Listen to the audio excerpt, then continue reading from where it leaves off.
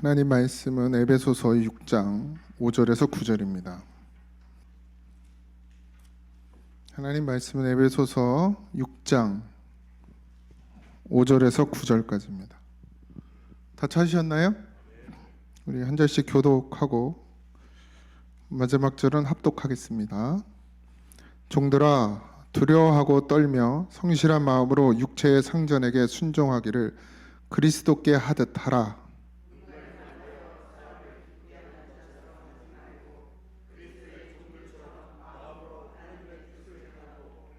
기쁜 마음으로 섬기기를 주께 하듯 하고 사람에게 하듯 하지 말라.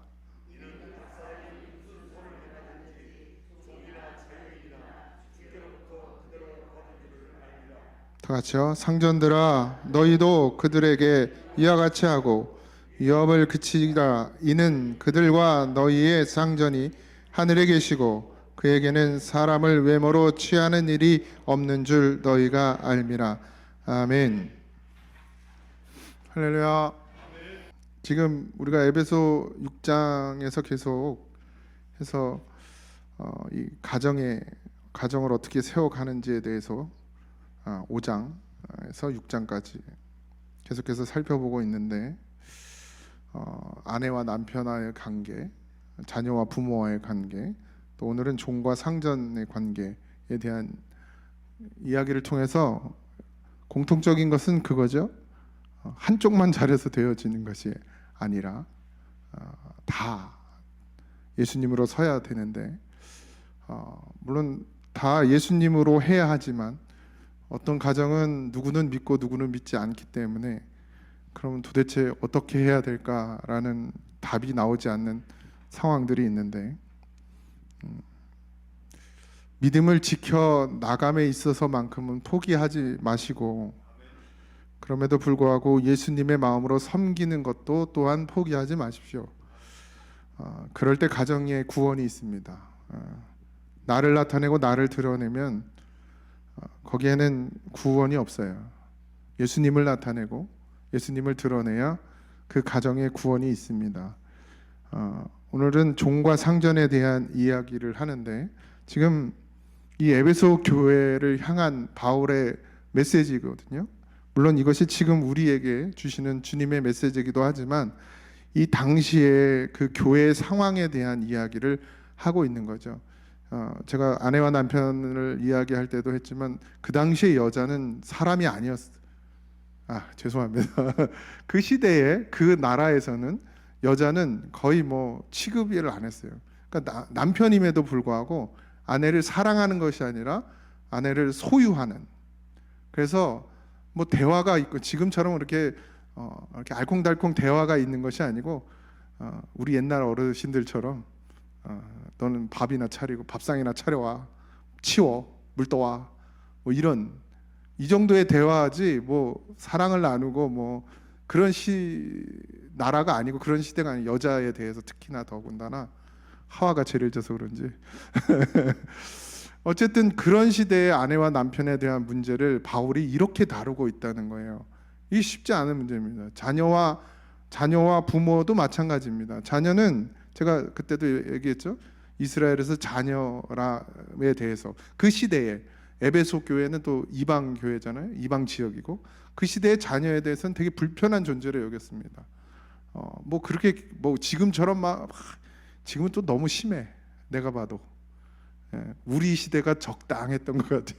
맞을 때 좀 맞고 그죠? 혼날 때 혼나고 쫓겨날 때 좀 쫓겨나고. 그래서 저 밥 먹다가 밥 투정해가지고 어렸을 때 밥 투정도 아니어서 사실 그냥 끼적끼적 먹고 싶은 게 없는 거예요. 맛있는 게 없으니까. 뭐 그 시절에 뭐 맛있는 게 뭐가 있어? 다 김치 아니면 그러니까 뭐 이렇게 찌깍찌깍 됐단 말이에요. 그러다가 아버지한테 돼지게 혼나고 밥상에서 쫓겨났어요. 배는 너무 고프고 밤에 자는데 잠이 안 와.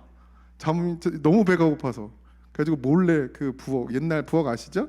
이렇게 계단 몇 개 내려가서 시멘트 바닥에 그 부엌에 깜깜한 데가 불도 못 켜고 혼날까봐 막 뒤지는 거예요. 뭐 먹을 거 없나? 먹을 게 뭐가 있어? 그 시대에 너무 배가 고파서 그랬던 기억이 있는데 그 뭐 자식에 대해서 뭐 그다지 그렇게 지금이야 이제 뭐 자식이 하나님 위에 있어가지고 문제가 되지만 그랬던 시절이었죠. 지금 때 또 오늘은 종과 상전에 대한 이야기를 하고 있는데, 이게 다 왜 지금 이야기를 하냐면 그 에베소 교회에 지금 이런 문제들이 공존하고 있다는 얘기야. 아내와 남편의 문제. 예수를 믿으니까 사랑해야 되는데 이게 아내를 사랑하고 존중하는 게 안 되는 거예요. 그 시절에. 지금이야 밥 달라 그랬더니 쫓겨나지 남편들이. 그렇지만 저는 밥 달라고 합니다. 못 얻어먹지만 어쨌든 달라고는 해요. 근데 그 시절에는 그렇지 않았어요. 근데 분명히 예수님의 말씀에는 아내를 그러니까 사랑하라 그랬단 말이에요. 그러니까 이게 이해가 안 가는 거예요. 앉아 있는 사람들이 뭐 사랑 같지도 않은 걸 왜 사랑하라 그러는지. 또 자식을 부모를 공경하라 그러고. 근데 자식이 부모를 공경하려면 뭐가 있어야 돼? 부모에게 사랑이 와야 되는데 그렇게 뭐 취급을 안 하니까 자식이 부모를 공경할 이유를 못 찾는 거죠. 그런 시절이었단 말이죠. 지금 우리로는 이해가 갈 수 없지만 그 시대 문화가 그랬다는 거예요.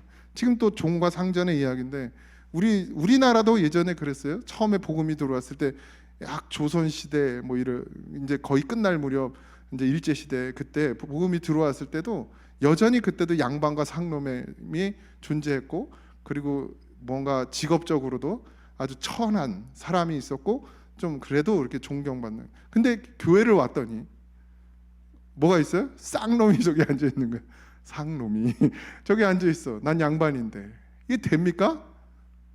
저것들하고 내가 어떻게 앉아? 이런 일이 생기는 거죠. 그 시대도 마찬가지였어요. 교회 안에는 분명히 이게 없어. 그러니까 위아래가 없죠. 상하가 없어. 다 누구나 구원받을 수 있는 하나님의 자녀예요. 그러니까 종들이 와서 앉아 있는 거야. 그 상전들이 와서 앉아 있고. 바울이 이 문제를 도대체 어떻게 해결할 것이냐 했을 때 무조건 종들이 상전에게 종을 사랑하라고만 하지 않고 종들에게도 상전에 대해서 하나님을 죽게 하듯 하라 이렇게 명령합니다. 그러니까 예수 믿으면 다 똑같다 이렇게 얘기를 하니까 종들이 이제 우리나라 그래서 공산주의가 생긴 거 아닙니까? 그러니까 그냥 해방인 줄 아는 거예요. 이제 근데 바울은 질서를 세우죠. 종들아 어떻게 하라고요? 내 성실한 마음으로 육체의 상전에게 순종하기를 그리스도께 하듯 하라. 그리고 마지막 절에 이야기를 하죠. 상전들아 너희도 그들에게 이와 같이 하고 위협을 그치라. 그러니까 함부로 대하지 말고 위협을 그치라. 이는 그들과 너희의 상전이 어디에 있어요? 하늘에 계시고 그에게는 사람을 외모로 취하는 일이 없는 줄 너희가 알미라. 그러니까 교회 안에서 위아래가 있지 않습니다. 우리에게 있어서의 상전, 그러니까 우리가 모셔야 될 분, 우리가 섬겨야 될 분은 주님뿐이에요. 그런 의미에서 목사를 섬기지 말라고 하는 거죠. 그렇다고 막대하지 마세요. 막대하지 마세요. 그런 교회도 참 많아요. 목사가 정말 섬기는 마음 그리고 진짜 사명감 갖고 사역을 하는데 그 목사를 이용하고 내버리고 정말 헌신하고 막 교회를 세우는 일에 자기 몸과 자기 물질과 자기 가정을 다 들여서 평생 했는데 은퇴할 때쯤 돼가지고 어떻게 하는지 아세요? 여기서 은퇴를 하면은 원로 장로를 세워야 되고 뭐도 줘야 되고 뭐도 챙겨야 되고 그러니까 내쫓아 버리는 그런 교회도 있어요.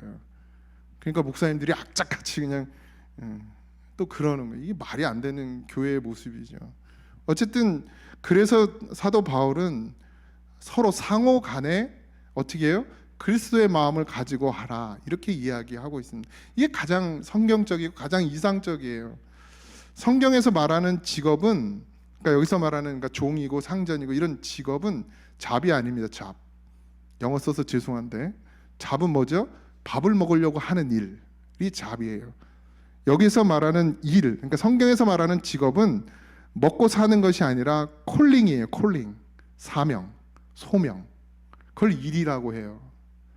그러니까 목사도 잡이 아니고 먹고 살라고 하는 게 아니라 하나님의 부르심에 의한 사명이고 소명이고 성도도 마찬가지로 지금 하고 있는 여러분들이 가지고 있는 직업이 단순히 먹고 사는 일을 위해서 하는 일이 아니라 그건 세상 사람들이고 하나님 없는 사람들. 그래서 잡이에요 그들에겐. 그러나 여러분들이 지금 다니고 있는 직장이나 뭐 농사를 짓든 뭐 아니면 뭘 사업을 하든 직장을 다니든 뭐 놀고 먹는 우리 하은이도 있지만 제가 장한이를 장백수라고 합니다. 유치원을 자퇴하고서 지금 할머니네 가서 시컷 놀고 있는데, 어쨌든 뭐가 됐든 간에 우리 그리스도인이 이제 예수 그리스도를 믿음으로 말미암아 이제는 우리가 뭘로 이 일을 하냐면 사명으로, 소명으로 일하는 거예요. 단순히 직장을 다녀서 내 먹고 사는 문제를 해결하는 것이 아니에요. 그런 마음을 가지시면 안 됩니다. 지금 내가 하고 있는 이 모든 일은 다 하나님의 부르심을 받아서, 그러니까 직장이 뭐가 되는 거예요? 밥 먹고 살려고 다니는 직장이 아니라 그곳에서 뭘 해야 돼요? 사명을 감당해야 되는 거지. 그래서 하나님이 내게 직장을 주신 거예요. 이런 마음으로 다녀야 됩니다. 일은 단순히 직업, 잡이 아니라, 먹고 살기 위함이 아니라 하나님께 예배 드리는 행위를 하기 위한 곳이 되어야 돼요. 그러니까 직장에 나가서도 하나님을 예배해야 된대요.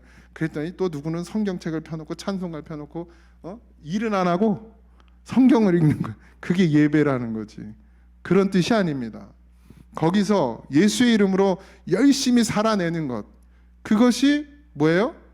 콜링이라는 거예요. 사명이라는 거예요. 누구보다 더 열심히 하는 것, 예수의 향기를 드러내는 것. 9시에 출근이면 남들은 8시 50분에 와도 예수 믿는 사람은 8시에 와서 하지 않아도 되는 일도 해내는 거, 청소도 하고 치우기도 하고 정리도 하고, 이런 성실함이 뭐예요? 사명이란 말이에요. 잡으로 하면 그렇게 해요? 안 하지. 근데 물론 가끔 예수 안 믿는 사람 중에도 그런 사람들이 있어요. 성실한 사람들. 근데 예수 믿는 사람은 그보다 더 성실해야 합니다, 사실. 그래서 더 어디를 가든, 뭐 농사를 지으면 뭐 출근도 아니고 퇴근도 아니고 같이 뭐 하는 것도, 왜 농목일 때 보니까 우리 장로님 여기 희명이네 밭에 와서 이거 하시더라고. 그 품앗이 하잖아요, 품앗이. 그러면 뭐 너가 나 도와주니까 나 너 도와줘가 아니고, 그냥 더 성실하게, 더 내 밭보다 더 잘 하는 그런 마음가짐. 뭐가 됐든 간에. 그리고 이 수확한 것들을 그냥 나 혼자 먹는 것이 아니라, 그리고 단순히 그냥 예배에 와서 헌금 드리는 것으로 끝나지 말고 그것을 함께 나눌 수 있는 마음을 갖는 것, 이것이 사명자의 마음이란 말이에요. 그러니까 우리는 직업이 아니고 잡이 아니고 이거 먹고 사는 문제가 아니라 이걸 통해서도 예수 그리스도를 나타낼 수 있어야 된다는 거예요. 그래서 종들에게 그 이야기를 하는 거예요. 너희가 지금 종이 되어서 일하고 있지만 그냥 종이어서 하는 것이 아니라 정말 내게 주신 상전이 하나님인 것처럼 그렇게 여기고 하라, 이거 열심히 하라는 거예요. 이 땅에서의 일은 종이 됐던 상전이 됐던 뭐가 됐든 그냥 열심히 최선을 다해서 하라. 거기서 뭘 나타내라? 예수의 그리스도의 빛과 향기를 나타내라. 사도 바울이 그 이야기를 하죠. 인간의 본성으로 순종과 사랑이 됩니까? 안 되죠. 제가 오늘도 신방 가서 그 얘기를 했는데, 바울은 사람을 영과 혼과 육으로 나눴어요. 그래서 영은 이제 쉽게 얘기해서, 우리는 통으로 다 죽었지만, 여러분들 이해하기 쉽게 얘기하기 위해서 죄로 인해서 우리의 영이 죽었죠. 영은 뭐죠? 하나님이에요. 하나님이 그 코에 생기를 불어 넣으니 생영이 되었다. 그래서 영은 하나님을 닮아 있어요. 그리고 근데 혼은 뭐냐면 마음과 생각이에요. 근데 이 마음과 생각은 누구의 지배를 받느냐면 영의 지배를 받게 돼 있어요. 육체는, 그럼 육은 마음과 생각의 지배를 받죠. 우리의 몸은 어떻게 움직이죠? 우리가 생각하고 마음 먹은 대로 움직여진단 말이에요. 근데 그걸 지배하는 것이 영인데, 이제 죄로 인해서 하나님의 영이 죽음으로 말미암아 누가 지배를 하죠? 악의 영이 지배를 하게 돼서 우리의 마음과 생각이 악하여졌고, 그 마음과 생각이 악하여져서 어떻게 해요? 우리의 행하는 모든 것들이 악하더라는 거죠. 이게 인간의 본성이란 말이에요. 원래는 아니었지만. 그런데 십자가의 사랑, 성령으로 거듭났을 때 뭐가 가능해요? 순종, 더 나아가서 복종, 그리고 사랑하게 되더라는 거예요. 그래서 종들에게 그 이야기를 하는 거예요. 내가 예수님으로 성령으로 거듭났냐? 그러면 거듭난 사람으로 살아내는데, 그 살아내면 뭐냐? 내 신세를 한탄하거나 아니면 그냥 종의 눈치를 살피거나 그런 것이 아니고, 그냥 너가 가진 그 자리에서 최선을 다해서, 그러니까 시키고 시키지 않음의 문제가 아니라 그냥 내 자리에서 내가 해야 될 일들을 알아서 해내는 것, 그것이 하나님이 기뻐하시는 사람의 모습이라는 거죠. 그걸 바울이 그렇게 가르쳐 준 거죠. 지금 우리도 마찬가지죠. 우리도 지금의 삶이 하나님이 내게 주신 것으로 인정되어지면 어떻게 살아요? 억지로 사는 게 아니에요. 그냥 감사함으로 내 일을, 내 사명을 잘 감당해내는 것이죠. 그것을 통해서 어떻게 해요? 예수님의 빛이 밝히 비춰지게 됩니다. 교회는 재직과 성도, 그러니까 성도죠. 성도와 목회자와의 관계 속에서 교회가 계속해서 유지되고 진행되어 나갑니다. 또 교회에는 직원이 있죠. 우리 교회는 뭐 직원이 없지만 또 교회 직원과 교회 관계, 뭐 직원에게는 또 직원은 아니지만 부교역자가 있죠. 부교역자와 우리 교회와의 관계, 이 모든 것이 어떤 관계가 되어져야 되면 그리스도의 사랑으로 하나 되는 관계가 되어져야 됩니다. 목사와 교회의 관계도 마찬가지죠. 목사가 성도들의 눈치를 볼 이유가 없어요. 성도들은 목사의 눈치를 볼 이유가 있어요, 없어요? 없어요. 그리스도의 사랑으로 하는 거예요. 예수님이 우리에게 주신 그 사랑을 알기에 잘 보이기 위해서 하는 것이 아니죠. 그냥 하는 거죠. 왜? 하나님의 은혜가 감사하니까. 부교육자도 마찬가지죠. 전 이제 뭐 담임 목사 된 지 얼마 안 돼서 아직도 부교육자의 마음이 더 큰데, 부교육자도 마찬가지입니다. 뭐 시킨 일만 하는 거는 부교육자가 아니어도 할 수 있어요. 뭐 전도사가 아니어도 부목사가 아니어도 시키는 일은 아무나 데려다 해도 다 할 수 있습니다. 그런데 뭐예요? 내가 교육자로서, 목회자로서 내가 무엇을 이 교회에서 해야 되는지를 스스로 알고 해내는 것, 그것이 하나님이 기뻐하시는 종, 컬링을 받은 자의 모습이란 말이에요. 그걸 사명이라고 하죠. 직업은 그냥 시킨 것만 해요. 시킨 것만 해요. 그러니까 답답해요. 답답해. 그렇게 사는 게 아니죠. 사명자는 어떤 것을 주어져서 하는 것이 아니라 내 자리에서 내가 해야 될 일들을 다 찾아내고 알아내고 또 기도하면 하나님이 무엇을 해야 될지 가르쳐 주시고 마음을 주셔요. 그걸 가지고 일을 하는 거지. 그런 부교육자가 되어져야 되는 거예요. 우리 없는 부교육자가 없으니까. 아니, 있죠. 아직 안 오셔서 그렇지. 어쨌든 그런 관계가 되어질 때 이게 좋은 관계가 되어져요. 부릴 이유도 없어요. 목회자가, 담임 목사가 부목사, 전도사를 왜 부려요? 뭐하러 부려? 알아서 하면 얼마나 좋아. 알아서 잘 누가 시키면 돼요? 우리의 상전은 누구예요? 하나님이에요.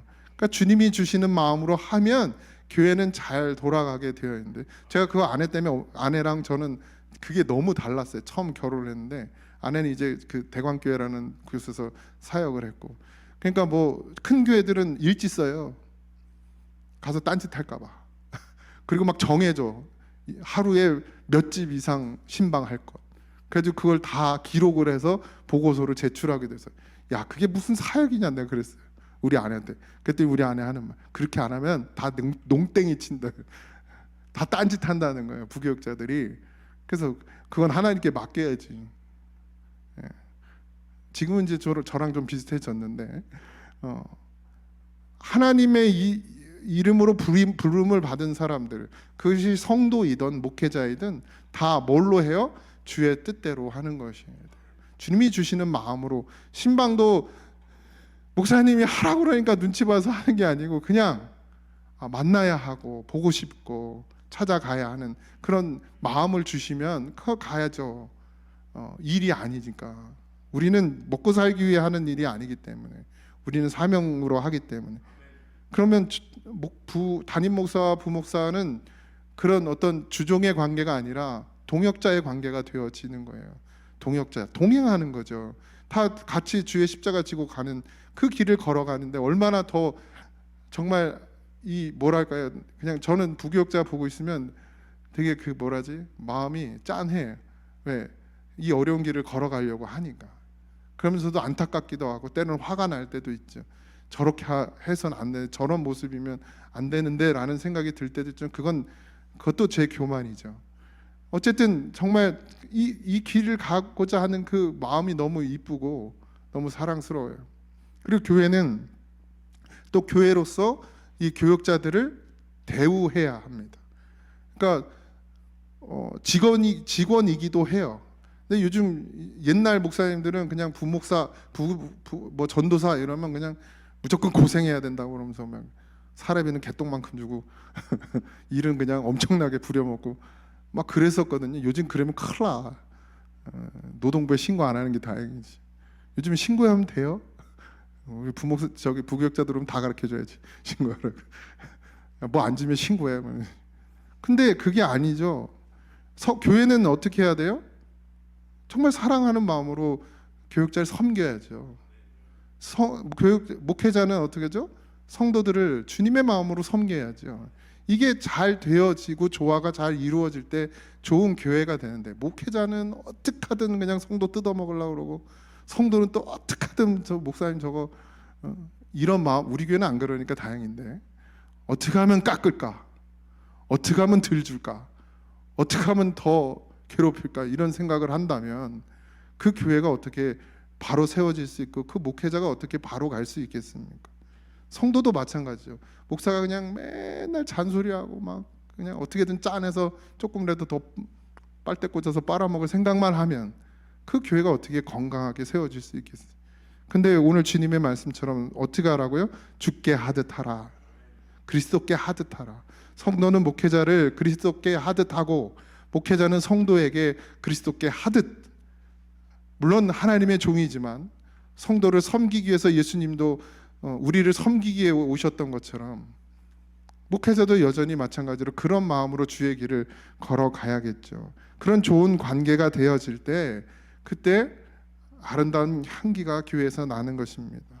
근데 서로가 서로를 이해하지 못하고 서로가 서로의 자기의 유익만을 추구한다면 교회는 바로 세워져 갈 수가 없어요.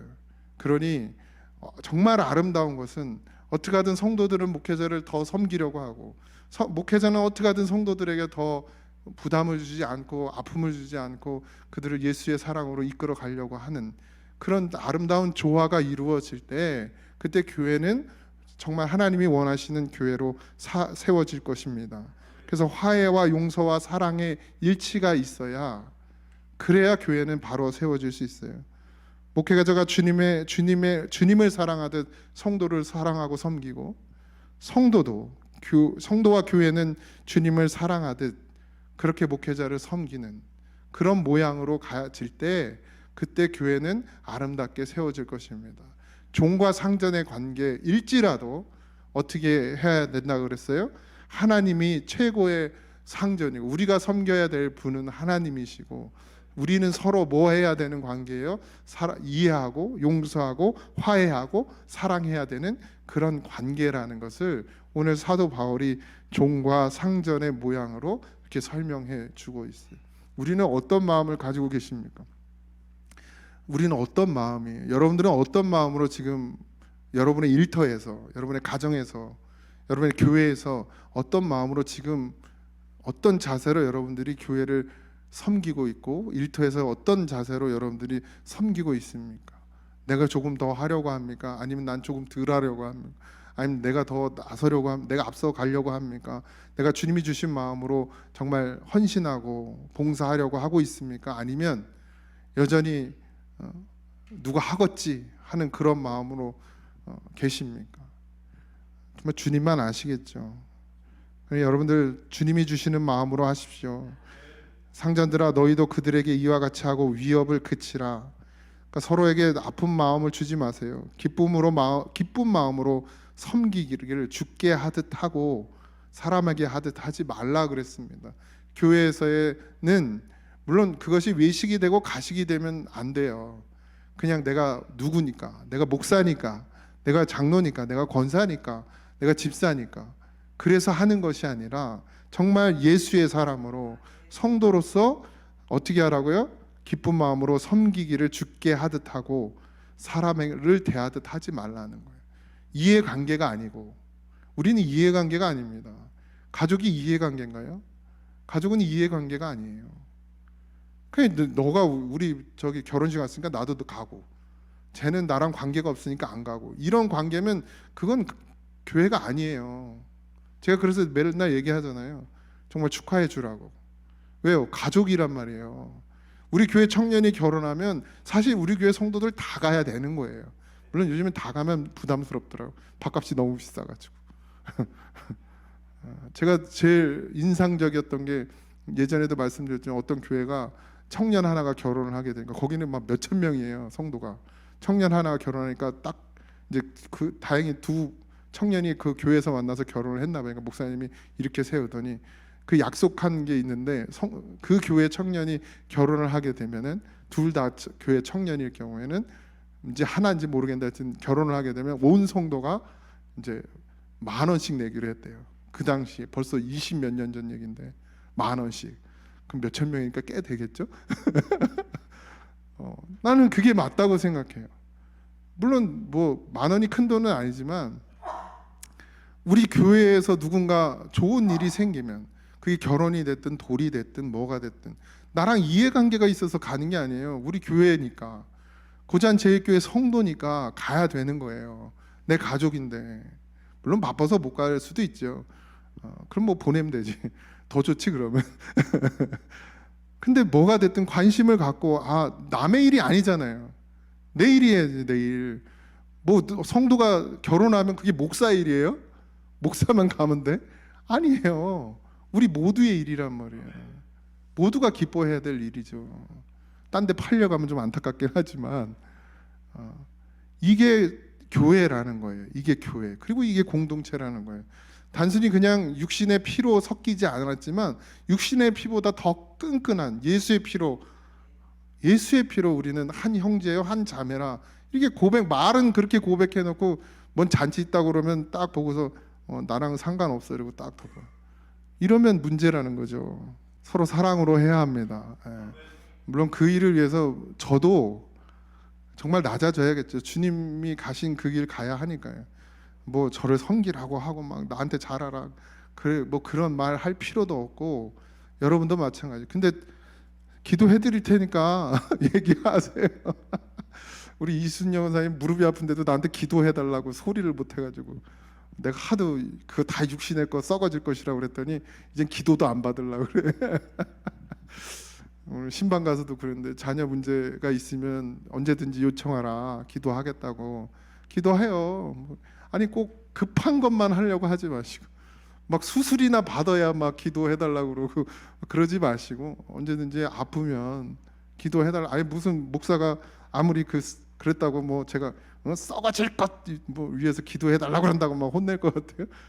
주님의 마음으로 하지. 뭐 고치시고 안 고치시고는 주님의 뜻이지만 어쨌든 목사는 안수할 수 있는 권한을 하나님께서 주셨으니까 잘 써먹으면 되지. 그렇다고 제가 뭐 그걸 막 나눠가지고 육신은 육신이고 영은 영이고 뭐 이러지는 않죠.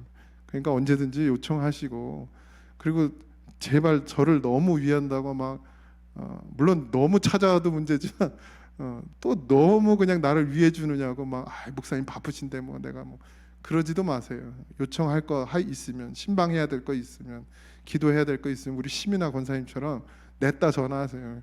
교회로 계속 전화했는데 전화를 안 받더래. 요즘 누가 사무실 전화를 받냔 말이야. 그랬더니 신통호장님한테 전화를 해서 왜 목사님이 전화를 안 받는다고. 그래서 핸드폰 번호를 가르쳐줬다고. 그래서 핸드폰으로 전화가 와서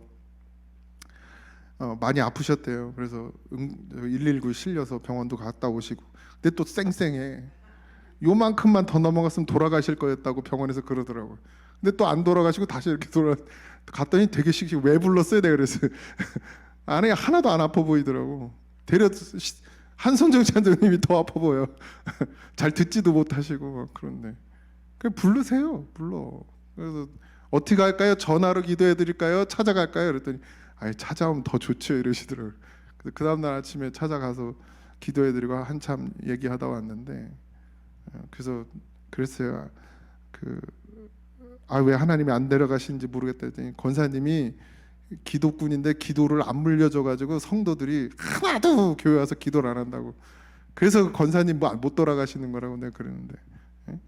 그래서 누구 뭐 철야 나오지 않아서 그냥 발만 밟고 가요. 그래서 그냥 와서 발만 딱 밟고 그냥 돌아간다고. 막 다 일렀지. 그래서 어쨌든 뭐가 됐든 요청하세요. 저를 불편하게 생각할 필요도 없고 저를 불편하게 한다고 생각할 필요도 없어요. 제가 말씀드린 그게 제 사명이라고. 하나님 저 그렇게 부르셨어요. 말씀을 전하고 성도들을 살피고 성도들이 어려울 때 기도해주고, 그게 목사가 할 일이잖아요. 밤이 됐든 낮이 됐든 24시간 돌아가야 돼 사회 목회자는. 아니, 새벽에라도 뭐 당장 뭐 아파서 막 돌아가실 것 같아요. 그러면 뭐 깨워서라도 불러야죠. 돌아가신 다음에 부르지 마세요. 예? 새벽에 전화를 할 수가 없어가지고 깨울 수가 없어서 그런 말이 어딨어. 임종을 봐야 되는 게 목사지. 단 사람 안 봐도 목회장 가서 임종을 봐야 될 거 아니에요. 기도해주고. 물론 그런다고 지옥 갈 사람 천국 가고 천국 갈 사람 지옥 가는 건 아니지만 그래도 목회자잖아요. 그게 목사가 해야 될. 그러니까 새벽이 2시가 됐든 3시가 됐든 숨이 꼴깍꼴깍 넘어가거든 얼른 전화해서 저를 부르세요. 뭐 못 깨면 어쩔 수 없지. 깨겠지. 그래서 저는 집에서도 웬만하면 핸드폰을 진동으로 잘 안 놔요. 우리 아기 때, 얘가 아기 때도 그랬어요. 그래서 아내한테 많이 혼났어요. 시끄러우니까 막 애들이 자야 돼. 낮잠 자고 있는데 확 깨고 막 이러니까 언제든 불러 가야 되니까. 그런 마음으로 여러분들도 가정에서 직장에서 잘 섬기십시오. 그게 예수님께 하듯 하는 겁니다. 저도 여러분들을 그리스도를께 하듯, 그리스도를 대하듯, 그리스도를 섬기듯, 하나님을 섬기듯 그렇게 섬기는 마음을 가질 거예요. 그러니 상관없습니다. 물론 힘들고 피곤하겠죠. 그러면 또 낮에 쉬면 돼. 저는 구속받는 사람이 아니니까 언제든 쉴 수 있으니까. 근데 정말 제가 가야 될 자리, 제가 필요한 자리 당연히 불러야죠. 그래서 가서, 아니면 또 기도의 제목들을 요청하시고, 그게 뭐 정말 썩어져 없어질 것이라도 요청하세요. 그럼 저는 기도하겠죠. 이루실 분은 하나님이시지만. 그런 교회가 되어지길 소망합니다. 위 아래가 있는 것이 아니고 서로 하나 되고 서로를 위하고 이해하고 용서하고 용납하고 사랑하는 그런 교회가 되어지기를 주님의 이름으로 축원드립니다.